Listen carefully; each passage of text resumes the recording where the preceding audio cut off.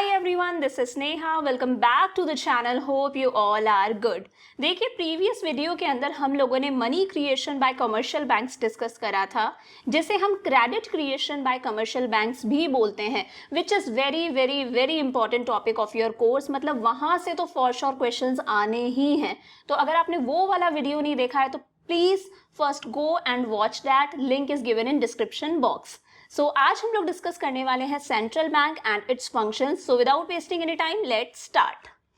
देखिए central bank क्या होता है ये हम लोगों ने पहले भी डिस्कस करा था। सेंट्रल बैंक क्या है? सेंट्रल बैंक बाप है। किसका बाप है? जितने भी कमर्शियल बैंक्स हैं, हमारी कंट्री का जो पूरा बैंकिंग सिस्टम है उसका बाप कौन है? सेंट्रल बैंक है। सेंट्रल बैंक क्या है? एक एपेक्स बैंक है। एपेक्स का मतलब होता है सुप्रीम। सुप्रीम मतलब सबसे ऊपर, इससे ऊपर कुछ नहीं है।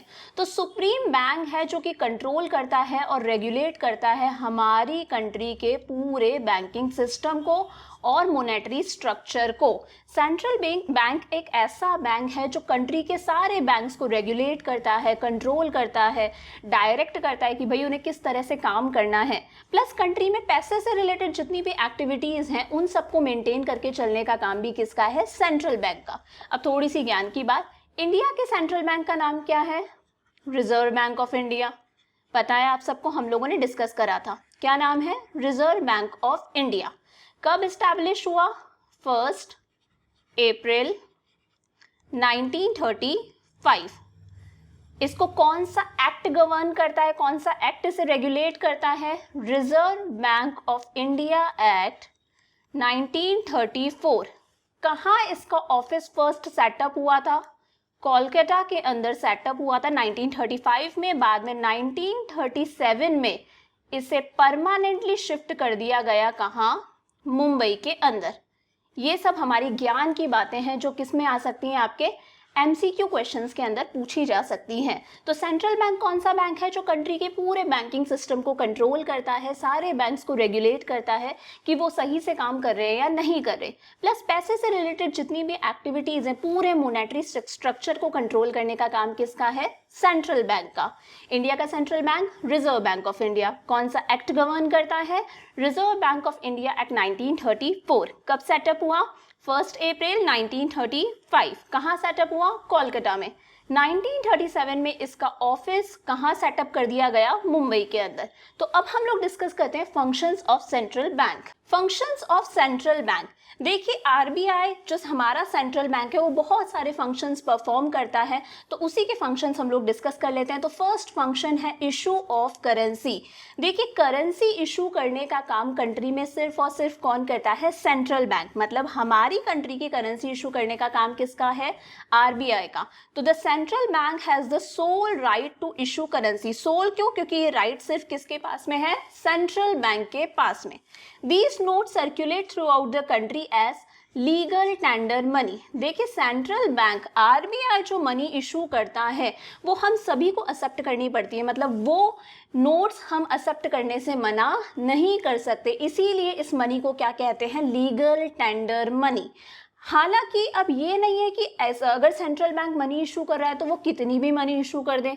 मनी इशू करने से पहले सेंट्रल बैंक को रिजर्व रखना पड़ता है in a form of gold, in a form of government securities या फिर फॉरेन सिक्योरिटीज की फॉर्म में सेंट्रल बैंक को रिजर्व रखना पड़ता है। कितना रिजर्व रखना पड़ता है? एटलीस्ट मिनिमम 200 करोड़ का रिजर्व सेंट्रल बैंक को रखना पड़ता है, आरबीआई को रखना पड़ता है बिफोर इशूइंग करेंसी।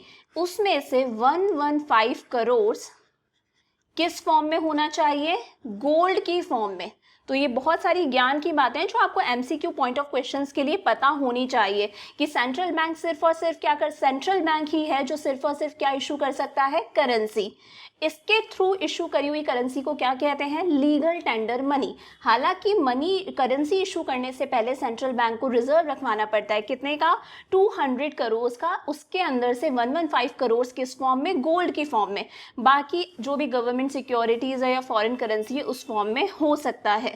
अब एक और इम्पॉर्टेंट बात, paper currency notes except 1 rupee notes and coins. इसका मतलब क्या है? देखिए सेंट्रल बैंक जो है वो सारे नोट्स इशू करता है एक्सेप्ट 1 रुपी नोट। मतलब सारे note central bank RBI issue करता है except 1 rupee note. 1 rupee note RBI issue नहीं करता। और 1 रुपी के साथ साथ क्या इशू नहीं करता, जितने भी कॉइन्स हैं। तो 1 रुपी का नोट और कॉइन्स इशू करने का काम किसका है, मिनिस्ट्री ऑफ फाइनेंस का, मतलब गवर्नमेंट ऑफ इंडिया। तो आरबीआई क्या कर रहा है, सारे पेपर नोट्स इशू कर रहा है एक्सेप्ट 1 रुपी नोट, क्योंकि 1 रुपी नोट और जितने भी कॉइन्स है वो इशू करने का काम किसका है, ministry of finance, that is government of India. तो ये हो गया हमारा issuing of currency. Next function है bankers bank and supervisory role.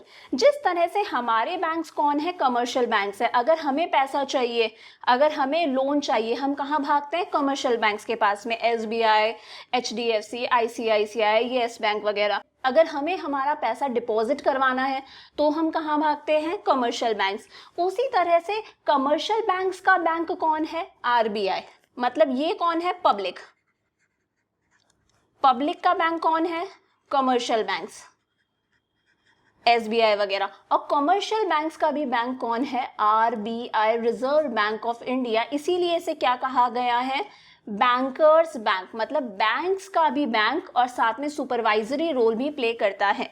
अब देखिए जो आरबीआई है वो बैंक्स का बैंक कैसा है, कैसे है, accept deposits of commercial banks and gives them loan. जब भी कमर्शियल बैंक को अपना पैसा डिपॉजिट कराना होता है तो वो अपना पैसा कहाँ डिपॉजिट करा सकते हैं, आरबीआई के अंदर। और जब भी कमर्शियल बैंक्स को लोन की जरूरत होती है वो लोन कहाँ से ले सकते हैं, आरबीआई से। सेकेंड है provides clearing house facility to the commercial banks. देखिए जितने भी कमर्शियल बैंक्स के अकाउंट हैं वो सेटल करने का काम किसका है, आरबीआई का। वो कैसे सेटल करता है, फॉर एग्जाम्पल आपने किसी बैंक में पैसा डिपॉजिट कराया, किसी भी कमर्शियल बैंक के अंदर। मान लीजिए वो कमर्शियल बैंक डूब जाता है और आपका पैसा वहीं रह जाता है। अब ऐसे तो जनता को फेथ ही नहीं होगा कंट्री के बैंकिंग सिस्टम के अंदर। तो आरबीआई उस कमर्शियल बैंक का अकाउंट सेटल करेगा और आपको आपका मनी रीपे करेगा। तो वो क्या कर रहा है, क्लियरिंग हाउस फंक्शन, घर खाली करने का काम कर रहा है। मतलब अगर कोई कमर्शियल बैंक अपने कस्टमर्स के अकाउंट सेटल नहीं कर पाता तो वो काम कौन करेगा, आरबीआई।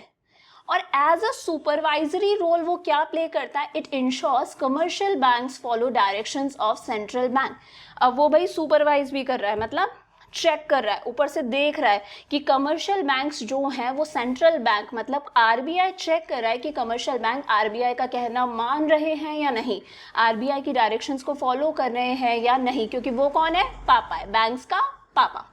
थर्ड है lender of the last resort. तो lender of the last resort का मतलब क्या है, when commercial banks need more money to create more credit they go to market for such funds or go to the central bank। देखिए जब भी commercial banks को एकदम पैसे की जरूरत पड़ती है और वो मार्केट से पैसा अरेंज नहीं कर पाते, कमर्शियल बैंक्स को पैसा चाहिए होता है क्योंकि वो पैसे से क्या देते हैं, लोन देते हैं।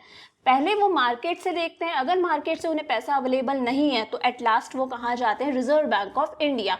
इसीलिए बोला गया है lender of the last resort, कि कमर्शियल बैंक का कौन है, जो भी कुछ है उनकी हेल्प करने वाला, उनका पापा, उनका दादा, सब कौन है, सेंट्रल बैंक है। कभी भी कमर्शियल बैंक किसी क्राइसिस में है, किसी मुसीबत में, उन्हें पैसों की जरूरत है तो वो कहाँ भागेंगे, रिजर्व बैंक ऑफ इंडिया के पास में। तो सेंट्रल बैंक क्या करता है, advances loans to commercial banks against approved security, securities रखवा कर रिजर्व बैंक ऑफ इंडिया क्या करेगा, कमर्शियल बैंक्स को लोन देगा। मतलब कुछ नहीं बचा तो एट लास्ट सारे कमर्शियल बैंक्स कहाँ जाएंगे, पापा के पास, रिजर्व बैंक ऑफ इंडिया के पास। फोर्थ फंक्शन है रिजर्व बैंक ऑफ इंडिया का कस्टोडियन ऑफ फॉरेन एक्सचेंज। देखिए फॉरेन करेंसी को सिर्फ और सिर्फ कौन रख सकता है अपने पास में, सेंट्रल बैंक। तो central bank is the custodian, custodian मतलब सिर्फ इसी के पास में रहेगी, कस्टडी मतलब होता है अपने पास में रखना। तो सेंट्रल बैंक ही सिर्फ फॉरेन करेंसी को अपने पास में रख सकता है और कोई बैंक फॉरेन करेंसी को अपने पास नहीं रख सकता। और इसमें एक बहुत इंपॉर्टेंट बात दे रखी है, it ensures stability of exchange rate in the international money market through managed floating. देखिए समझते हैं, एक यूएस डॉलर है, मान लीजिए वो मिलता है हमें 73 रुपीज़ का। अगर हम हमारे 73 रुपीज़ देंगे तो हमें एक यूएस डॉलर मिलेगा। इसे हम लोग बोलते हैं एक्सचेंज रेट। इस एक्सचेंज रेट को मेंटेन करने का काम भी किसका है? सेंट्रल बैंक का है।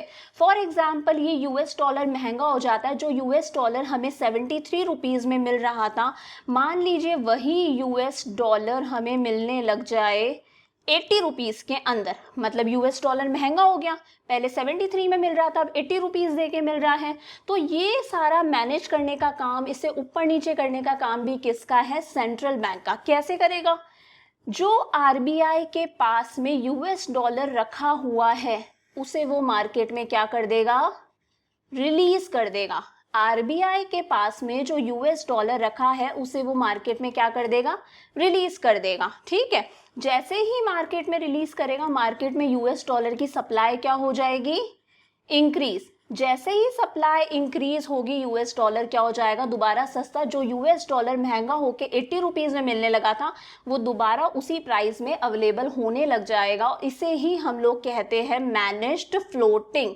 तो it refers to sale and purchase of foreign, भाई सिक्योरिटीज कहाँ गया? Foreign securities in order to maintain stability of exchange rate. तो ये एक्सचेंज रेट में एक स्टेबिलिटी बनी रहे, इसीलिए सेंट्रल बैंक क्या करता है? सेल करता है, परचेज करता है फॉरेन सिक्योरिटीज, मतलब फॉरेन करेंसी को, ताकि एक्सचेंज रेट मेंटेन रहे। ज़्यादा महंगाई, ज़्यादा मतलब ऐसा ना हो सस्ती हो जाए, कभी बहुत ज़्यादा महंगा हो जाए, इस तरह की सिचुएशंस ना रहे। और मेन फंक्शन फॉरेन करेंसी को अपने पास में रखने का काम किसका है? Central bank. चलिए नेक्स्ट फंक्शन डिस्कस करते हैं। नेक्स्ट फंक्शन जो सेंट्रल बैंक परफॉर्म करता है वो है बैंकर टू द गवर्नमेंट। देखिए, बैंकर टू द गवर्नमेंट का मतलब क्या है? जिस तरह से कमर्शियल बैंक्स हमारे बैंक हैं, हम हमारा पैसा कमर्शियल बैंक में डिपॉजिट कराते हैं, हमें जब लोन चाहिए होता है हम कमर्शियल बैंक से लोन लेकर आते हैं, उसी तरह से गवर्नमेंट थोड़ी ना कमर्शियल बैंक्स के अंदर पैसा डिपॉजिट कराएगी या कमर्शियल बैंक से लोन लेगी। गवर्नमेंट का बैंक कौन है?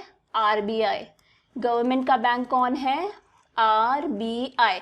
तो banker to the government, central bank is the banker, agent and adviser to the government. मतलब सेंट्रल बैंक जो है, रिजर्व बैंक ऑफ इंडिया है, वो हमारी गवर्नमेंट का बैंकर भी है, एजेंट भी है और एडवाइजर भी है। देखिए समझते हैं कैसे। बैंकर कैसे है? क्योंकि वो गवर्नमेंट के अकाउंट्स को मेंटेन करता है, गवर्नमेंट के डिपॉजिट्स को एक्सेप्ट भी करता है, और गवर्नमेंट को जब लोन चाहिए तो गवर्नमेंट को लोन भी देता है। तो गवर्नमेंट के अकाउंट्स को मेंटेन करने का काम किसका है? सेंट्रल बैंक का। तो वो क्या हो गया? बैंकर। सेकंड है एजेंट। एजेंट किस तरह से है? Buys and sell securities on behalf of the government. Government के बिहाफ पर जो सेंट्रल बैंक है, आरबीआई है, वो गवर्नमेंट की सिक्योरिटीज को सेल भी करता है और गवर्नमेंट की सिक्योरिटीज को परचेज भी करता है। तो वो गवर्नमेंट के लिए किसका काम कर रहा है? एजेंट का काम। और थर्ड है एडवाइजर। देखिए, गवर्नमेंट आपको पता है पॉलिसीज बनाती है, मनी मार्केट को रेगुलेट करती है, मतलब मनी से रिलेटेड जितनी भी पॉलिसीज हैं वो बनाती हैं, मनी से रिलेटेड जितनी भी एक्टिविटीज़ हैं उन्हें मेंटेन करके चलती है। तो उसमें गवर्नमेंट को एडवाइस देने का काम किसका होता है? Central bank. तो it frames policies, central bank policies बनाता है मनी मार्केट को मेंटेन करके चलने की, पैसे से रिलेटेड एक्टिविटीज को मेंटेन करके चलने की, और वो गवर्नमेंट को क्या करता है? टाइम टू टाइम एडवाइस देता है। नेक्स्ट फंक्शन है हमारा clearing house function. Clearing house function अभी हम लोगों ने ऊपर भी डिस्कस करा। मान लीजिए आपने किसी कमर्शियल बैंक के अंदर अपना पैसा डिपॉजिट कराया और वो कमर्शियल बैंक जो है वो डूब जाता है, वो बैंक बंद हो जाता है और आपका अमाउंट वहीं रह जाता है। अब ऐसा तो नहीं है कि कमर्शियल बैंक डूब गया तो आपको आपका पैसा नहीं मिलेगा, चाहे वो कोई भी बैंक हो। ये काम आरबीआई का है, अगर कोई कमर्शियल बैंक डूब गया तो आपको आपका पैसा रिटर्न करवाने का। तो आरबीआई ने क्या करा? इस कमर्शियल बैंक के जो अकाउंट्स थे, इस कमर्शियल बैंक के जो अकाउंट्स थे उनको क्या करा? सेटल करा। तो अकाउंट्स को सेटल करने का काम किसका होता है? आरबीआई का। एक और तरह से समझते हैं। मान लीजिए आपका अकाउंट है एसबीआई के अंदर, ठीक है, ये मुन्ना है, आप मुन्ना हो भाई, मुन्ना का अकाउंट है एसबीआई के अंदर और मुन्ना जो है वो सर्किट के लिए एक चेक इशू करता है। कितने रुपए का चेक? 2000 रुपए का चेक। अब देखिए, मुन्ना अगर चेक इशू कर रहा है तो मुन्ना का अकाउंट है एसबीआई, एसबीआई से पैसा क्या होगा? डिडक्ट होगा, और सर्किट का जो बैंक है वो है एचडीएफसी, और पैसा डिडक्ट होके कहाँ आएगा? एचडीएफसी के अंदर आएगा, ठीक है। और सर्किट के पास में पैसा क्या आ जाएगा? सर्किट के पास में क्या होगा, पैसा आ जाएगा। अब ये एसबीआई और एचडीएफसी दोनों के अकाउंट्स को क्लियर करने का काम, इन दोनों के बीच में जो एक्टिविटीज हो रही है, ये तो सिर्फ दो ही हैं, ऐसे तो एक दिन में कितनी सारी एक्टिविटीज होती हैं। हम लोग हमेशा चेक इशू करते रहते हैं, यहाँ से पैसा कटेगा एक बैंक से, दूसरे बैंक में पैसा आएगा, फिर उधर से भी पैसा कटेगा, इस बैंक में पैसा आएगा। ये अकाउंट्स को क्लियर करने का काम किसका होता है, central bank, reserve bank of India का। लास्ट फंक्शन हमारा जो कि सबसे इंपॉर्टेंट फंक्शन है सेंट्रल बैंक का, that is control of credit. भाई सेंट्रल बैंक क्रेडिट कंट्रोल करता है। क्रेडिट कंट्रोल करने का मतलब क्या है, कंट्री में कितनी मनी सप्लाई है, कंट्री में कितनी मनी सप्लाई है, कंट्री में कितना पैसा चल रहा है, मार्केट में सर्कुलेट हो रहा है, उसे कंट्रोल करने का काम भी किसका है, सेंट्रल बैंक का है। तो the main function of central bank is to control the supply of money, इसे हम क्रेडिट भी बोलते हैं इन द इकोनॉमी।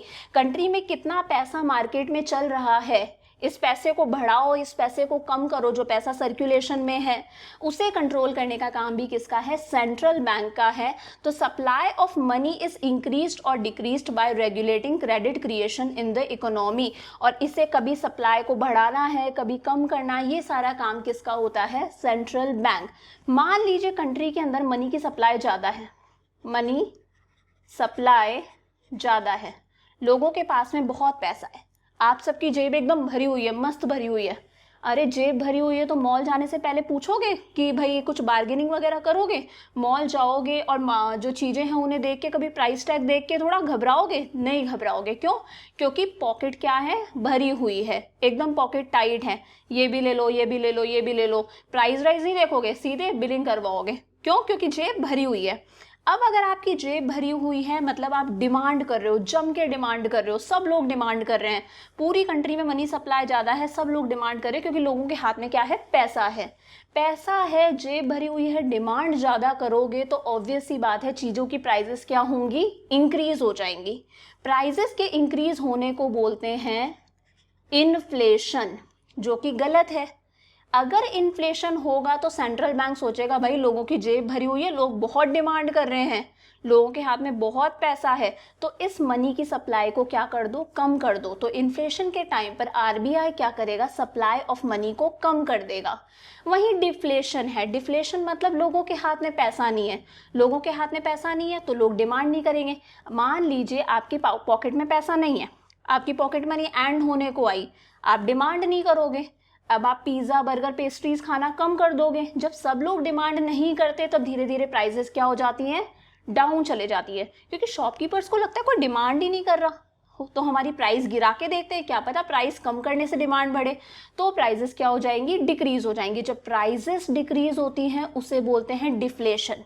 ना इन्फ्लेशन अच्छा होता है ना डिफ्लेशन अच्छा होता है, इकोनॉमी हमेशा बैलेंस ही अच्छी होती है।